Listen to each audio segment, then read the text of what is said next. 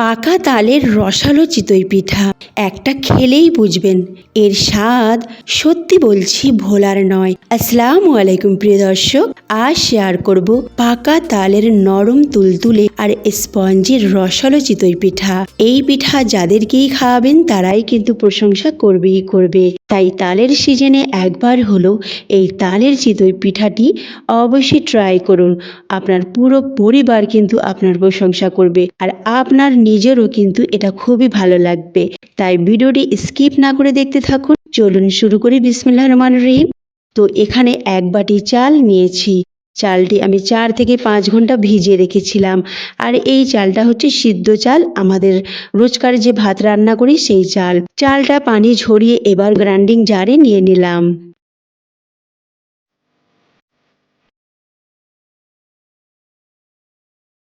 এবার এতে দিয়ে দেব তালের রস। এই তালের রসকে আমি ভালো করে ফুটিয়ে ঘন করে ঠান্ডা করে রেখেছিলাম। 3 চামচ দিলাম আর দিয়ে দিলাম তার সাথে নারকেল কোড়ানো এই 3 চামচের মতো। আর দিয়ে দিলাম যে বাটির মাপ করে চালটা নিয়েছিলাম সেই বাটির মাপ করে 1 বাটি পানি আর 1 চামচ চিনি।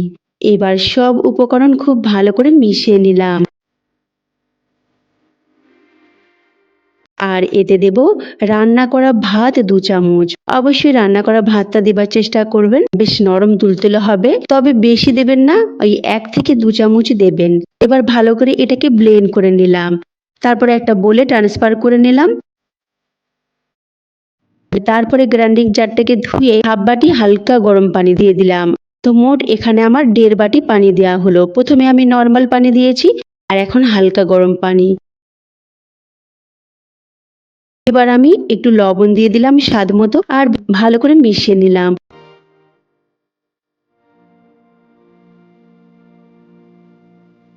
এবার এটাকে আমি রেস্টের জন্য রাখলাম 30 মিনিট। 30 মিনিট পর এবার একটু নাড়াচাড়া করে নিচ্ছি। দেখুন ব্যাটারের কনসিস্টেন্সিটা একেবারে পারফেক্ট রয়েছে। আর আমি আপনাদেরকে চামচের পিছন দিকে দাগ টেনেও দেখিয়ে দেব। দেখুন চামচটাকে আমি ঘোরাচ্ছি কিন্তু ব্যাটার কিন্তু নড়াচড়া করছে না। আর ঠিক এই রকম কনসিস্টেন্সি হবে ব্যাটারের, না খুব ঘন বেশি না খুব পাতলা। এবার এই পিঠাটাকে ফুলকো আর নরম করার জন্য দিয়ে দিলাম বেকিং পাউডার।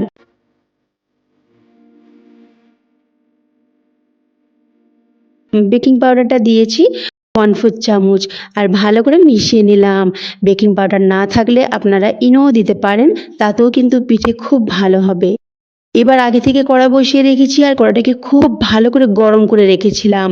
আর একটা বাটি নিয়েছি, সেই বাটির হাফ বাটি ব্যাটার দিয়ে ঢাকনা চাপা দিয়ে 2 মিনিট কম আঁচে রেখে দিলাম। 2 মিনিট পর তুলে নিলাম। দেখুন কত সুন্দর হয়েছে, কালারটাও দারুণ হয়েছে আর একেবারে ফুলকো ফুলকো।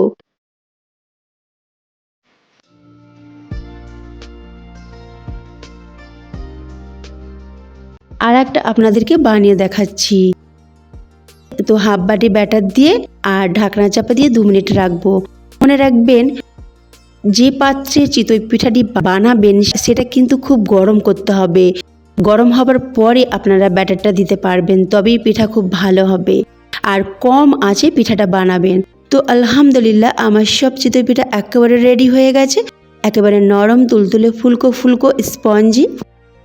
এবার আমি একটা পিঠা তুলে আপনাদেরকে দেখাচ্ছি। দেখুন সামনের দিকটা কত সুন্দর ফুটো ফুটো তৈরি হয়েছে আর পিছন দিকটাও মাশাআল্লাহ দারুণ হয়েছে। আর এই পিঠাগুলো ছিঁড়েও দেখাচ্ছি কতটা নরম তুলতুলো হয়েছে। আপনারা বানালেই তবেই বিশ্বাস করতে পারবেন। তো এবার গরম গরম চিনির শিরা দিয়ে পরিবেশন করে নিলাম। তো আজকের রেসিপি ভালো লাগলে অবশ্যই লাইক শেয়ার কমেন্ট করে তার সাথে সাবস্ক্রাইব করে পাশে থাকবেন। আল্লাহ হাফেজ।